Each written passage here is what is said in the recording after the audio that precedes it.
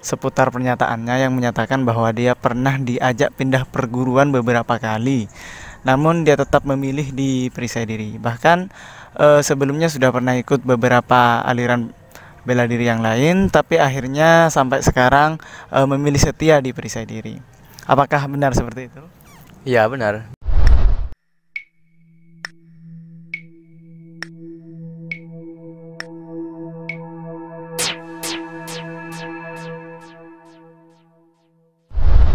Assalamualaikum warahmatullahi wabarakatuh. Salam bunga sepasang dan salam pencaksilat untuk seluruh keluarga besar pencaksilat di dunia.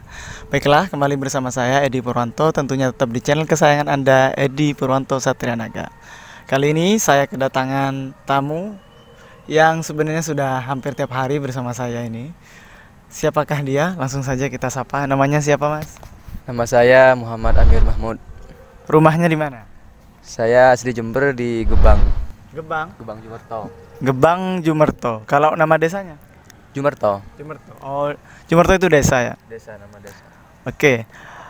Ini yang akan saya ulik dari Mas Amir Mahmud ini adalah terkait dengan seputar pernyataannya yang menyatakan bahwa dia pernah diajak pindah perguruan beberapa kali, namun dia tetap memilih di perisai diri. Bahkan sebelumnya sudah pernah ikut beberapa aliran bela diri yang lain, tapi akhirnya sampai sekarang memilih setia di perisai diri. Apakah benar seperti itu? Iya benar. Oke, benar. Tapi sebelum itu kita kenalan dulu lah. Sekarang kesibukannya Mas Amir Mahmud ini di apa saja? Ya cuman seputar kuliah itu. Kuliah ya. Oke. Sebenarnya sudah berapa kali sampean di saya? Sama saya? Ini sudah berapa kalinya ya Mas? Udah lumayan kayaknya. Banyak ya. Yang termasuk yang ngaku namanya Randy itu ya. Oh ya dulu. Itu masih pas semester berapa ya? Semester baru-barunya anak-anak itu. Ya baru-barunya anak-anak masih itu. Oke. Nah, sekarang di perisai diri tingkatannya apa? Saya tetap masih di tingkat strip putih. Strip putih. Keluarga. Strip putih atau tingkat keluarga. Nah, pertama kali ikut tahun berapa? Saya pertama kali ikut waktu pas masih maba, jadi 2015 dulu. 2015. Oke. Ya. Terus yang katanya kemarin itu pernah ikut perguruan lain, itu di tahun-tahun berapa? Setelah ikut PD atau sebelum ikut PD? Kalau saya yang pas diajak perguruan untuk latihan di perguruan lain itu ya sudah pas ikut PD ini Mas. Oh, yang pas diajaknya. Tapi Iya. yang sebelumnya kan pernah ikut perguruan lain. Ada Itu lah. sebelumnya sebelum ikut PD berarti ya? Iya, yang pas diajak itu pas ikut PD. Yang pas diajak.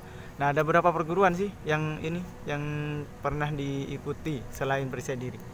Ya ada lah beberapa perguruan lokal. Sampai 3 perguruan?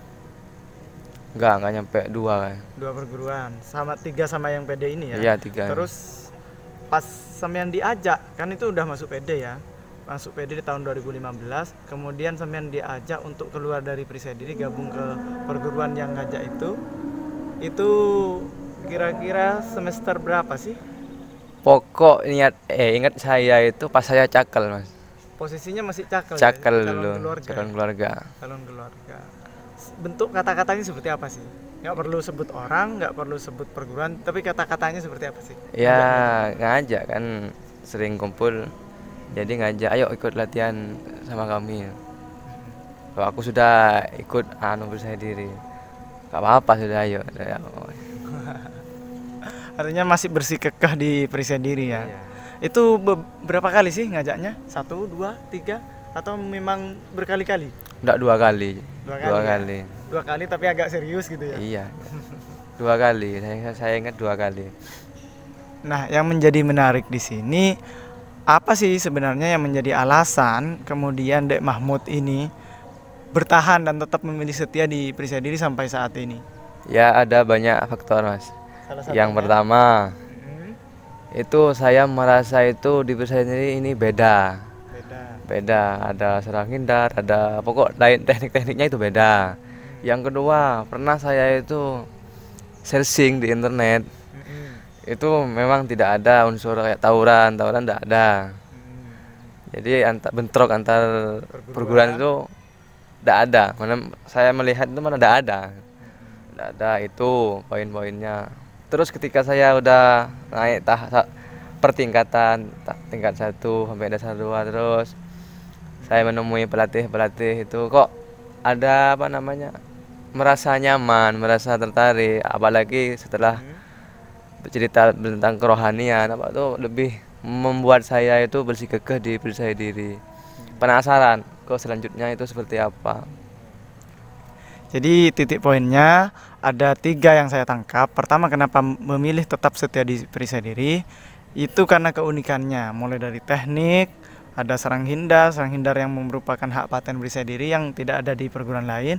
Salah satunya itu, kemudian teknik-teknik lain, dan juga yang bikin bertahan di poin kedua adalah ketika menemukan bahwa perisai diri itu belum pernah, setahu Mas Amir Mahmud ya, dan sudah searching di beberapa media internet, itu belum pernah ada terlibat tawuran dan lain-lain. Intinya secara individu mungkin ada, tapi secara perguruan, mengklaim atas nama perguruan itu belum ada. Belum pernah saya menyumpahi sih. Nah, itu yang membuat Mas Mahmud ini simpati mungkin ya. Iya. Simpati atau empati atau apa sih? Ya tertarik, apa kok beda aja gitu, jadi penasaran, ikut akhirnya. Ini perguruan silat diajari bertarung, berkelahi, tapi bisa ngerem itu. Apa sebenarnya menjadi rahasianya? Itu yang mungkin yang bikin menarik ya. Ya rahasianya ketika pelatih, mas-mas pelatih atau bapak pelatih menyampaikan silat itu apa. Jadi disampaikan silat itu sendiri kan silaturahmi, jadi tidak ada unsur saling membenci. Terus diserang hindar juga, kita diserang kita ngindar gitu kan. Iya, terus yang ketiga tadi ada salah satu bahasan bahwasanya tertarik karena kerohanian atau mental spiritual. Sebenarnya seperti apa sih yang masih koridor umum bisa disampaikan? Yang dimaksud tertarik hal yang seperti itu yang seperti apanya? Apakah penanamannya terhadap bagaimana kita bertingkah, bagaimana kita menjadi seorang manusia yang berbudi luhur, sehingga efeknya tadi itu kita tidak berkelahi, tidak ada bentrokan dan sebagainya. Yang dimaksud kerohanian yang dikagumi oleh Mas Mahmud, yang dipenasari oleh Mas Mahmud itu yang seperti apa? Pertama, di percaya diri ini kan semua suku, semua agama bisa masuk, bisa masuk di situ, Mas. Jadi beraneka ragam itu masuk. Pas saya ke dari Bali itu sering ketemu di rumah, kadang ada Mak Gun cerita tentang toleran di situ. Itu membuat saya itu menarik perhatian saya di situ.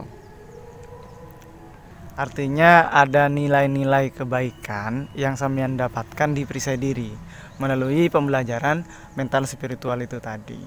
Ya, karena memang kan kalau di PD itu kan memang ada 3 yang dipelajari. Pertama adalah teknik yang berupaya fisik kita, kayak ya lompat kanan, tendangan, pukulan dan sebagainya. Terus yang kedua adalah yang dipelajari yaitu pernafasan. Pernafasan ini untuk meningkatkan kapasitas kemampuan maksimal pada diri manusia.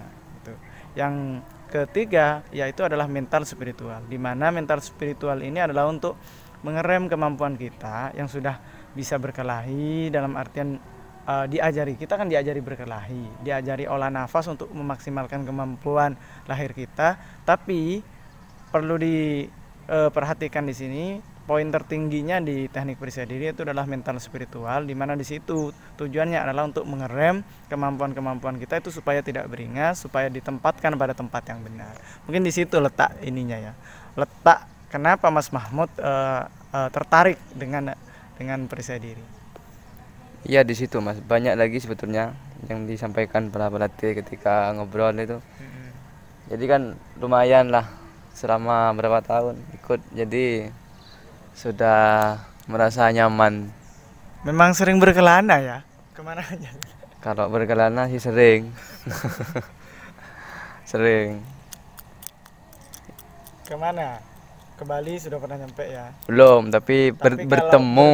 Berbincang dengan pesilat perisai diri yang dari Bali, sudah. Iya. Gitu. gitu. Terutama ngobrol sama yang sepuh-sepuh itu ya, yang membuat kita mengerti arti kehidupan gitu ya. Iya. Oke, mungkin ada pesan yang ingin disampaikan ke adik-adik atau kepada halayak umum atau kepada pesilat secara umum bagaimana menyikapi perbedaan gitu. Ya kalau menurut saya itu kan silat kan untuk menjalin silaturahmi. Silat kan silaturahmi. Jadi tidak ada unsur saling bentrok antar perguruan tuh tidak ada. Yang ada misalkan kalau ada itu hanya hanya oknum-oknum yang tidak bertanggung jawab, Mas. Itu semua kalau saya rasa semua perguruan itu mengajarkan tentang nilai-nilai kebaikan, nilai-nilai budi luhur.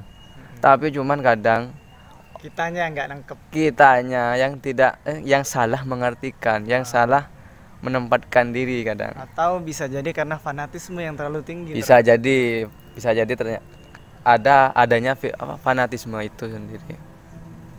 Iya, betul sekali. Itu ya. Jadi pesannya yang ditangkap sekarang ini dari Mas Mahmud atau Mas Randy. Dulu sempat ngaku Mas Randy. Channel yang berapa itu tahun 2017 kayaknya. Iya, paling pas TC depan ini. Ngaku Mas Randy, katanya Mas Randy nih ya. Intinya kita bagaimana caranya adalah tetap guyup, rukun dalam keadaan yang berbeda, tetapi pada intinya punya tujuan yang sama, yaitu mengembangkan budaya negeri. Itu aja ya.